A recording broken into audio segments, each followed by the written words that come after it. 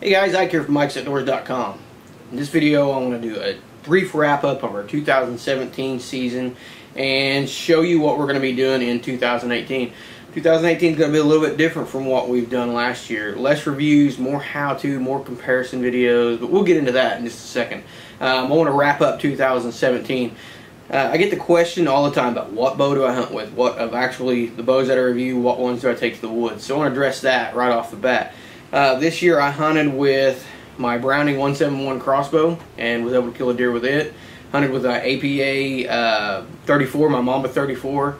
Hunted with the Synergy, the Prime Synergy, and I also hunted with the Bowtech Range 6 and was able to kill a deer with each one of those bows. So all does, but was able to harvest a deer with every different bow that I took to the woods. So I was really happy with that. And then I also got a chance this year. I hunted with a rifle. I never rifle hunt. This year I went out and I bought a rifle, and I was bound and determined to get better with a rifle. That's why I don't rifle hunt. It isn't nothing to do with, oh, I think it's too easy or anything like that. The reason I don't hunt with rifles, I suck with one. I really am not very good with a rifle. I have a real bad habit, just like I used to with a bow, and I don't make a back tension release for a gun, at least not that I found. But I have a real bad habit of pulling the gun up, getting my sight settled, and just banging the trigger off. So I'm not very good with a gun when it comes to having a deer in front of me. So this year I set myself a goal as I was going to kill a deer with my rifle and with a muzzleloader. So I went out and bought a Ruger American Predator in 308, and I put a Vortex Crossfire 2 scope on it. And my father-in-law did some work with the gun. He's a way better marksman with a rifle than I am. My father-in-law tuned that gun for me and got that gun all lined out and just driving tacks. I took it out, and the first deer that I saw with it was a nice doe. She was kind of facing me. I shot her right through the neck. Bullet came out right behind her ribs, dropped her in her tracks. Same way with the muzzleloader. I went out and shot a... actually was walking out because there was a bad storm moving in, and I was walking out and saw some does walking with me, and I ended up shooting one at about 50 yards, and I only had her neck shot her right in the neck. She went about 25 yards and laid over and dropped. So I had a really successful year as far as harvesting does. Now I didn't harvest any big bucks this year, but it was really one of those off years, which you guys, if you're doing any kind of land management, will completely understand. It's one of those years where we've had success killing mature bucks in the past few years. It's one of those years where there just wasn't a large number of mature bucks. We had a lot of bucks that were in the 2 to 3.5 year old range that were really going to be something in the next year or the year after. But this year there just wasn't many that were ones that we were like dead set on harvesting. And the one or two that we were dead set on harvesting, we just never really got an opportunity on. So it wasn't a great year for killing mature bucks. I did kill 2 coyotes, so that's always a good thing. And then my buddy Kyle, which you've seen in the video earlier this week, my buddy Kyle killed his first deer, a 95-pound doe that he was just absolutely ecstatic to kill. So we had a really good 2017 season, really good hunting season, and I think everything went, other than killing a mature buck, which we pretty much knew we weren't going to do going right into the season, everything went as planned, and everything went really well for us. And I've got a huge list of stuff down here, so I'll be glancing down from occasion to stuff that we're going to do. We're going to do a couple in 2018. We're going to do some reviews, but we're going to do less reviews, and we're going to focus more on how-to videos and more on some comparison videos and budget hunting and things like that. So I've got 2 knife reviews. Got an Ontario knife, and I got the duck knife from, I can't remember who it is, but I got a duck knife to review. I've also been hooked up with these guys from Bowhunters Box Club, so we're going to be doing some box openings on those. We've already done a couple of those, and those are pretty cool, so you get to see all the stuff that's in the Box Club, and we do have a promotion going with them. If you enter code IKE, just IKE, when you join, you get 10% off. So that'll give me a little bit of I get an affiliate type of thing with them, so anytime you go over there and sign up for that and hit Ike in, I get a little bit of a kickback for you guys doing that. So it's pretty cool that they're willing to do that for me. I've got a couple of things from Hawk to review this year. I got a really cool saw for Christmas, and it's really fun. It's basically looks like a chainsaw blade or chainsaw chain, and it's got a handle on both ends. And I bought it as a novelty, just wondering how it was going to be, and it actually worked out really, really awesome. This thing zips through trees like you wouldn't believe. So we're going to do a little review on that. Got some stuff from Bishop to do a review on. Their broadhead company. I'm going to do a rundown of the best and worst things that I've reviewed, because there's some things that I've reviewed. I had one contraption fall apart in my hands on video. There's some things that I reviewed that I just don't use, and there's some things that I reviewed that I use every single time that I go to the woods. So we're going to do a best and worst things that I've reviewed rundown. We're going to do a very cheap, very minimal couple of bow builds. We're going to do one bow build that is a used bow that I have bought everything on this bow used except for the arrows. Everything else on this bow is used, and I don't buy used arrows because I had one break a few years back and it blew up in my face and really can't hurt you. I don't buy used arrows. I buy new arrows. So we're going to do a bow build, buying everything used, everything that's 2 or 3 years old, try to keep it, you know, as cheap as possible.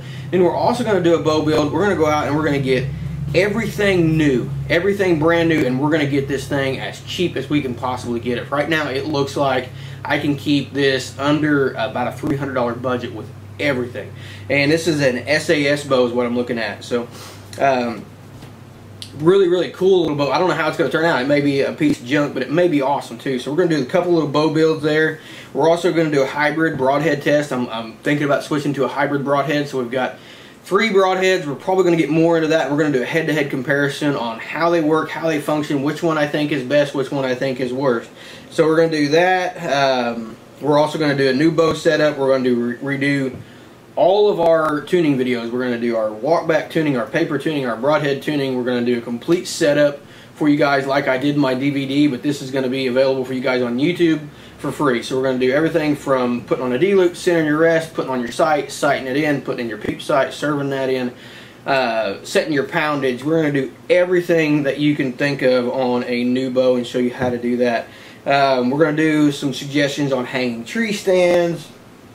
We're also going to discuss arrow, GPI, and spine. Now GPI is GPI, grains per inch. It completely slipped my mind there for a second. I'm like, that shouldn't be GPI, it should be something else. GPI and spine, and grains per inch and spine, what they mean to you and what they're gonna, how they're gonna affect your tuning on your bow and what you should be looking for. We're also going to do, when we do our bow build, we're going to do some stabilizer tips. I've got a box full of stabilizers, and I don't use any set brand or any set one for all my bows. I literally will put on all the different stabilizers to find the one that I like the best for that bow. So we're going to discuss that. We're going to discuss scouting tips. We're also going to do, and I'm having a little bit of trouble with this one, we're going to try to figure this one out.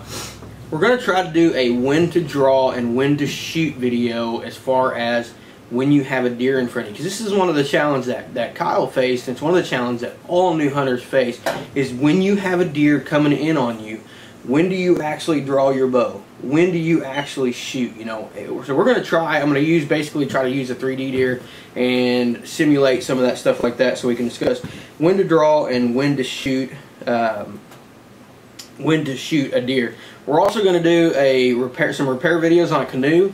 I bought a fiberglass canoe that is just in horrible, horrible shape. I paid $100 for it, and it doesn't leak water, but it's painted yellow, and it's got all the trims all messed up on it.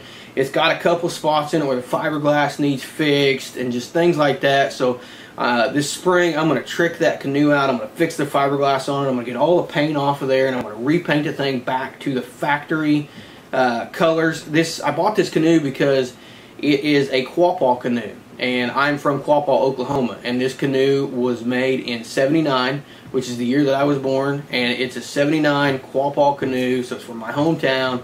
It's a '79 model, just really cool find for me, even though it was in really bad shape. I just thought it was a really cool thing, and we're going to do some rebuilds on that, and we're going to show you how and what we're doing.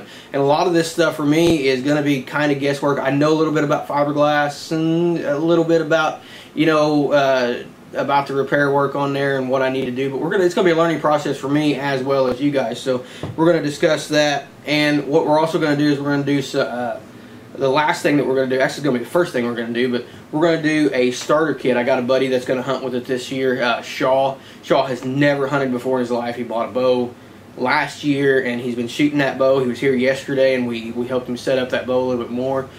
So now with Walmart and everybody having all their stuff on sale, I basically went out yesterday and just shopped for like 4 hours and bought a ton of stuff on sale, a ton of stuff for me, but I also put together a little starter kit for Shaw, and it's basically everything that I think you need as a hunter to get started, minus your bow, your arrows, and things like that. This is basically set your bow down. This is everything you're going to need on you, in your bag, and everything like that to hit the woods. So we're going to do a little starter kit for Shaw, and we're going to show you guys exactly what we're doing on that. So I'm excited for 2018 because it's less reviews and it's more. We're still going to do bow reviews. We've done the Gearhead reviews, and still going to do all the bow reviews that we can. But it's less product reviews and more how-to videos, kind of back to what we should have been doing in the first place. I get so swept up in these review videos, you know, getting new stuff, trying out all the new gear and things like that. And it's great and things like that. It's great to play around with all this new cool equipment. But basically at the heart of Ike's Outdoors is a learning website, and we want you to learn one, the things that I know, the things that people that I hunt with know, the things that they've taught me, but also we want you to learn with us, like the canoe build. There's going to be some things in that canoe build that I'm going to learn from the first time. You know, there's going to be some things in there that I have never done, so we're going to learn that as we go, and we're going to carry you guys along with us. So be sure to subscribe, be sure to hit the button so you get notifications when we put up new videos, because I think it's going to be an exciting year, and there's going to be a lot of really cool content that we're going to put up for 2018, and I'm really excited, looking forward to it, and really excited to bring that to you guys. So hit the subscribe button, please give us a like, please give us a share, please be sure to hit that message button so anytime we put up a new video, it will notify you guys and let you know that we've done that. So appreciate you guys watching these videos, and looking forward to 2018 with you guys.